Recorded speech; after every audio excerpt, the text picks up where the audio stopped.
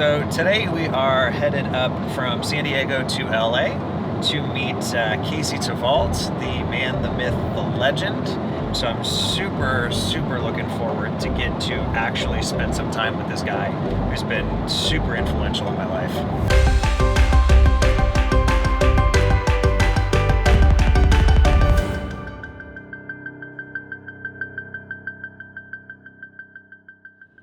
Ryan Dossey. What's up, Poppy? How you doing? Good. I just got out to the Remax Top Producers facility. There you go. Are you watching, or did you just pull up? Just pulled up. I'm straight out front. I'll meet you out there. Sweet. All right. See you in a few, bud. Hey, how's everything? Good. How are you?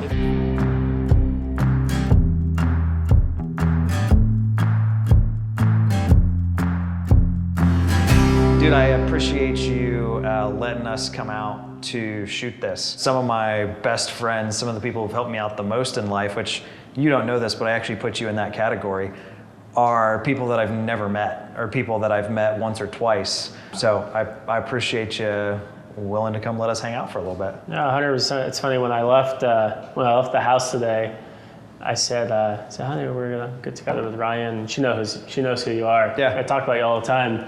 And she said, "Oh, is this your first time meeting him?" And I had to think about it also, just because I feel like we're relatively close. Yeah. So you're active here in LA. Yep. And you've kind of got this cracked on how to get a little bit of a bidding war going. And I want to preface this for anybody who's watching this of like, oh, well, I'm not in LA, my market isn't that hot. This has worked everywhere we've tried it. So don't count yourself out just because you're in, Timbuktu or some rural market. So why don't you kind of just give us like what is the Casey Tevault method for liquidating properties for top dollar? The method, all right. So it's funny you say that, because I've learned the hard way. I think it's kind of, it's just life. Sometimes you learn what to do by eliminating what not to do, right? Yep. And so, I realized that there's, after selling real estate in the Los Angeles area for about 12 years, that there's certain things that work better than others. The first strategy, which you kind of touched on, is just take really good photos. Take amazing photos. After the photos are done, you want the property to be listed by Tuesday or Wednesday at the very latest. Okay. Before Thursday afternoon. You want it done before Thursday because you want the third-party sites to have time to syndicate to it, so that you end up on Zillow and HotPads.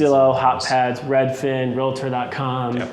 The other thing I like to do is in the MLS, you have the public remarks, which is what the public sees, and you also have agent remarks.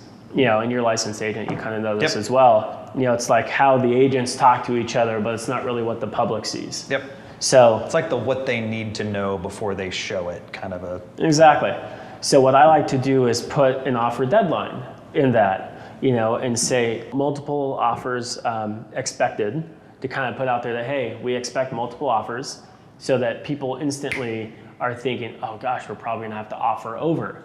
So they're gonna relay that message to the buyers. So they're going into the property with the thought process that we're probably gonna have to pay over list here. If you want this one, make it easy on them. Exactly.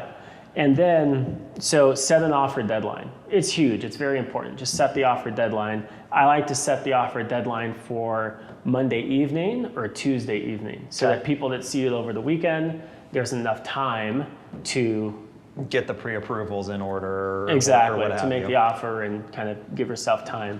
You want to price it well. So price it a little, if you list the property and you expect it to sell for $500,000, list it a little bit under to create kind of, if you go shopping for a car, you're going to test drive the car that's priced, even if it's a couple $1,000s below, you're going to want that car. So price it competitively.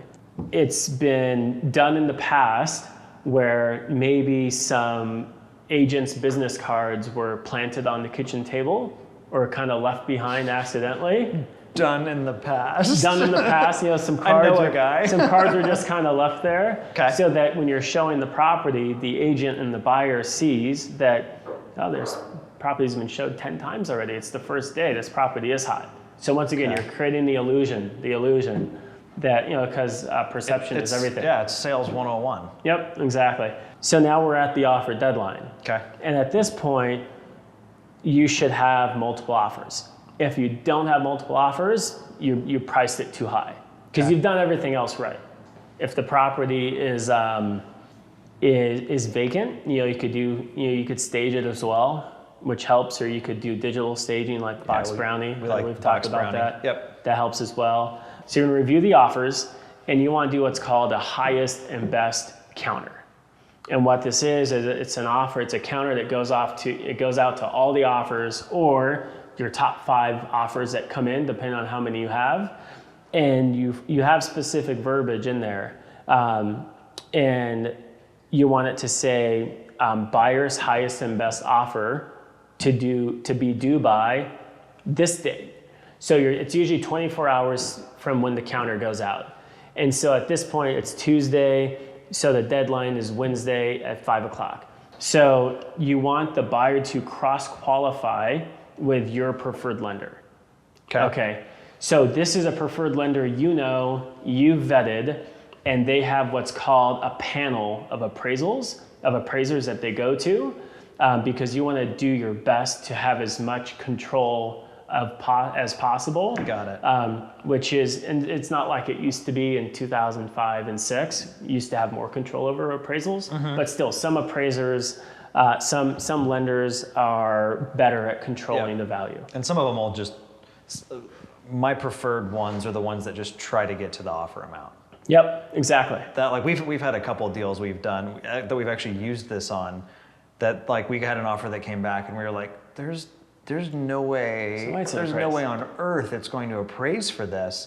And then we didn't have like a preferred deal lined up, but whoever their bank was like, yeah, okay, we had appraised. And we were like, cool. Yep. No, it works. And it's not going to work every time. Yep. But, I think our job is to do everything we can to kind of push the chips in that maximize direction. that ROI. Exactly. And if you're worried about the appraisal, I'll even offer, seller to pay $1,500 towards buyer's closing costs if buyer chooses to use our preferred lender. Okay. So we could even offer some closing costs. So you're kind of incentivizing. If they're using Wells Fargo or B of A or a lender that's kind of dicey on the appraisals, Yep. that works really well. We've kind of checked all the boxes of what we can do to, number one, maximize the offer, and then also, control the appraisal as much as possible. Maximize the likelihood that offer's going to result in a written mortgage for that amount. Exactly. So let's kind of like just quickly recap the steps on this, because I think a lot of the folks that are going to watch this are either going to be homeowners or investors or realtors even. And I think we just want to give them kind of like the playbook. So the one thing that I love that you mentioned is having it listed by Tuesday or Wednesday, because I think a lot of people make the mistake of, well, let's list Friday morning or Thursday night. There's no time. And, because they're in their mind, I've made this mistake, then it's going to be live for the weekend. And really, it's not live till Monday. Yep. And then I feel like that kind of just sucks a little bit of the wind out of the sails. You also will restrict showings, right? Yep. So from what I remember how you explained this to me, you'll list it on Tuesday, but say no showings till Saturday. Till Saturday. Yeah, I will. So when we've done that, we have people that are like, they know what we're doing. They get angry. And they're like, let me in. And we're like, no, you can wait with everybody else. But the comical thing is the angry ones sometimes are the ones that actually bring the buyer that closes. Yep. They just don't want to have to jump through the hoops, and they know they're going to have to jump through the hoops. So you're kind of creating almost this like powder keg of interest on a deal that was priced right. It is one thing I like that you mentioned with this. This strategy isn't something that you can't overprice a house and then try to build artificial supply and demand if you're already overpriced, because then you're just going to look dumb. It's not going to work. So you're listing on Tuesday or Wednesday, restricting showings till Saturday morning, and then in the agent-to-agent remarks, you're letting them know that there is the likelihood of multiple offers, that's what's expected, and that you're not even reviewing offers till Tuesday at X o'clock, right? Exactly. I do think it's important you mentioned with the pictures. I highly, highly recommend having like professional photos done, and I highly recommend having them edited as well, making sure things like lights are on and stuff like that. So much of home buyers today is what they see online, and they need to look at it and think, wow, I'd like to live there. I've met some agents that are almost criminally good at this, where you get to the deal and it's like, this place is horrible, but you made it look like $1 million, right? Like, good job. But the buyer's there. Yeah, but the buyer's there, right? Exactly. You've got somebody through the house. Any other kind of like takeaways or pieces of advice you've got for people that are trying to kind of elicit a bidding war on a deal? And I don't want to put down agents, but you know, I do all the time, so it's fine. So, you know, the listing agent needs to be a great communicator. Okay. And what I mean by that is respond. I work with buyers on occasion, and sometimes you can't even show the property. Yep. You know, and so make the property available to show. Don't make it hard.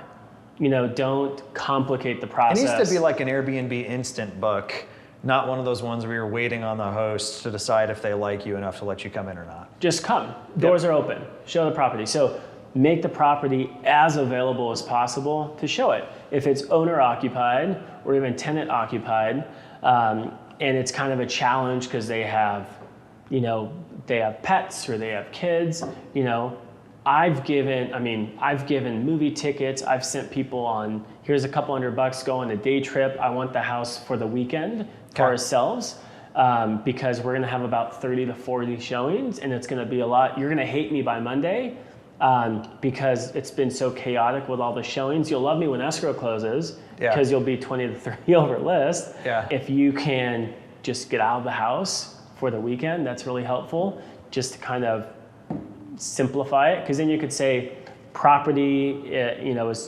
is free to show, go direct between the hours of 9 a.m. and 3 p.m. Have at it. Okay. That works really well. So hypothetically, you could have like a Nest camera that's set up in an area you think people are likely to congregate and talk before leaving the house. So a living room or a kitchen. And in some states, you have to disclose that that's there. In other states, you don't. Hypothetically, you don't hide it. You just stick it right there on the counter.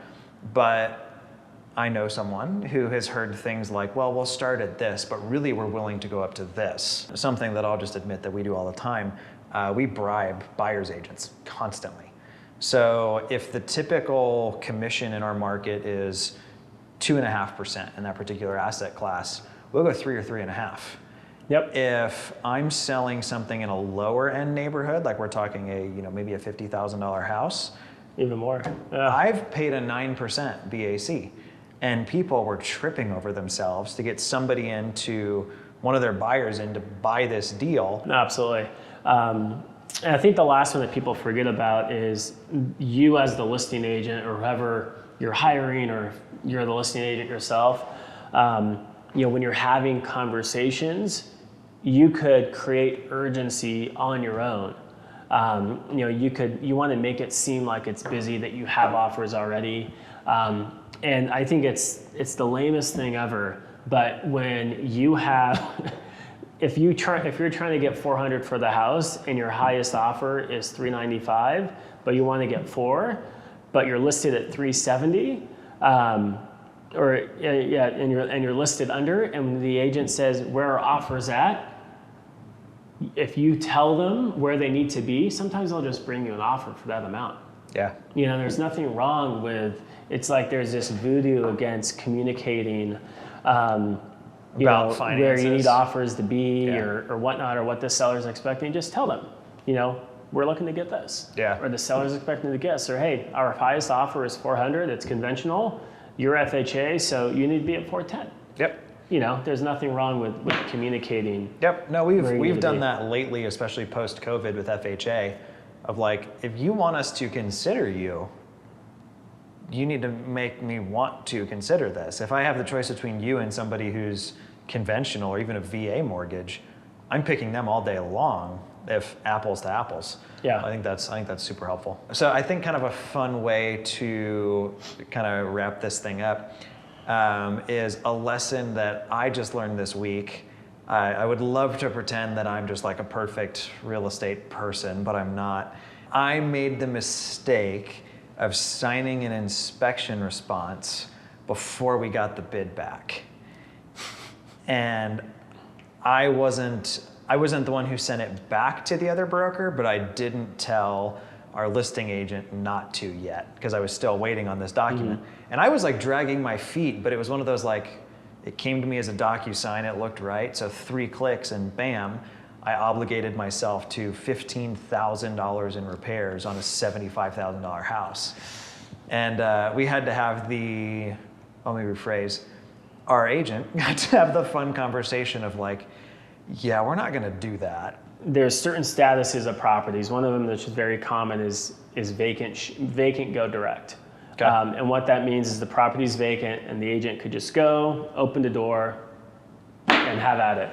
So I was showing this property, and this was like a really sweet elderly couple. They were just moving down from up north. Okay. They were probably 75 years old. Okay. And we go vacant, go direct. I open the door because it's vacant. I'm going direct. We didn't say anything. We turn the corner. There's a couple who turns out to be the owners of the property, but they were there just kind of visiting to check on the house. They are, Procreating. they're doing some procreation in the kitchen. And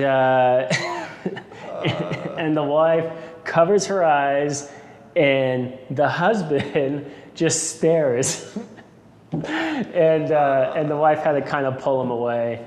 But I guess the lesson is just because it's vacant, go direct. You still want to knock and I think the other let it be lesson known of that you're there. that is if you list a house as vacant and go direct, like push off the throes of passion to somewhere that isn't open to the public. Yeah, Like, exactly. That's hilarious. Casey, I super appreciate you taking the time to come and do this with me.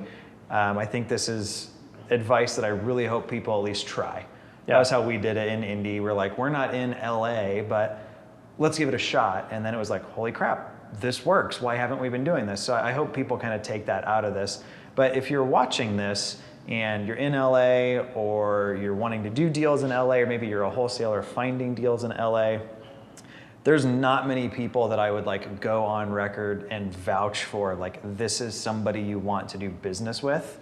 But if you're looking for somebody to sell a flip to, if you're looking for somebody to list a flip that you just completed, or if you're looking for somebody to help you find a home, if I was personally moving to LA, it would be Casey Tevault all day long.